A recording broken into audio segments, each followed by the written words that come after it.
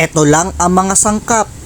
4 na tinapay, cabbage, cheese, meron din tayong Korean spam, at meron tayong sriracha, 2 itlog, at mayonnaise. So what's up mga kahugot? For today's video, isa na namang masarap na merienda ang ating gagawin. Mabilis at mura lang ang inyo magagastos. So yan, sa isang mangkok ay nagbati lang ako ng 2 itlog. Nilagyan ko lang yan ng konting asin. Baka tayo mapasobra sa alat.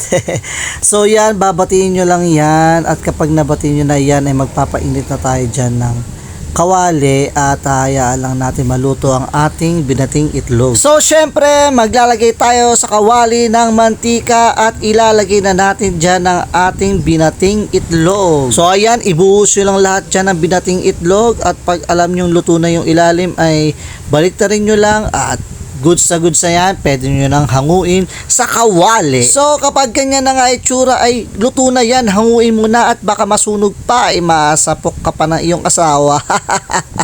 Hugot! So yan, ilagay nyo lang sa isang malinis sa plato at iseset aside lang natin. At after naman ng ating itlog ay magpiprito naman tayo ng ating spam. Korean spam lang po yan, mura lang naman yan.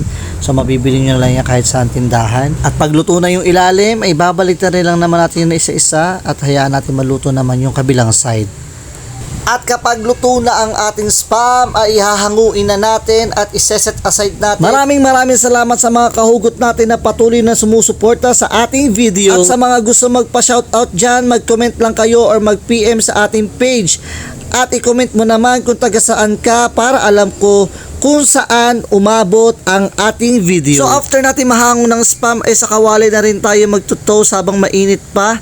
So pindot-pindutin nyo lang yan o pisil-pisilin nyo lang yung bread para medyo mapipil siya. And kapag alam nyo yung toast na yung ilalim ay babalitarin nyo lang naman siya.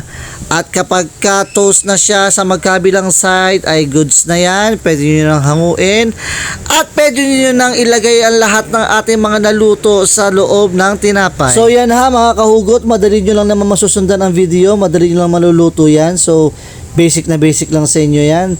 At huwag nyo kakalimutan i-share ang ating video para mapanood ng mga iba nyong mga kakilala at makagawa na rin sila ng gantong kasimple, kadali at masarap na merienda. So yan na nga pala lahat ang ating naluto. May egg, may spam, meron tayong cabbage, meron tayong cheese, meron tayong bread, meron din tayo dyang sriracha at meron tayong mayonnaise at meron na rin tayo dyang ketchup. So yan, binuka ko lang yung tinapay natin at lalagay ko dyan una ang ating mayonnaise. Plain na mayonnaise lang po yan. So lagyan nyo lang sa tinapay at nilagyan ko naman ng cabbage. After ng cabbage, nilagyan ko ng egg, nilagyan ko ng sriracha, nilagyan ko ng spam, nilagyan ko ng 2 cheese at lalagyan ko naman dyan sa kabilang tinapay ng ating ketchup at ng mayonnaise. So kayo na bahala kung gaano kadaming ketchup or mayonnaise ang ilalagay nyo.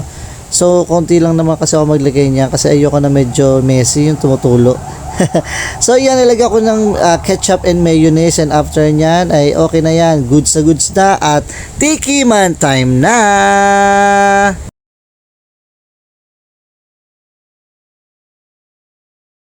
What's up mga kahugot? So nakagawa na nga pala tayo ng ating merienda. Sandwich po ito. Kayo na bahala kung anong gusto nyo yung ingredients. Pero ako, ito lang kasi yung stock natin. Lagyan natin ng itlog, ng cabbage, ng cheese. Meron tayong Korean spam. May mayonnaise tayo at may ketchup. At meron din tayong, ayun, kompleto na. And then syempre, yan, titikman na natin.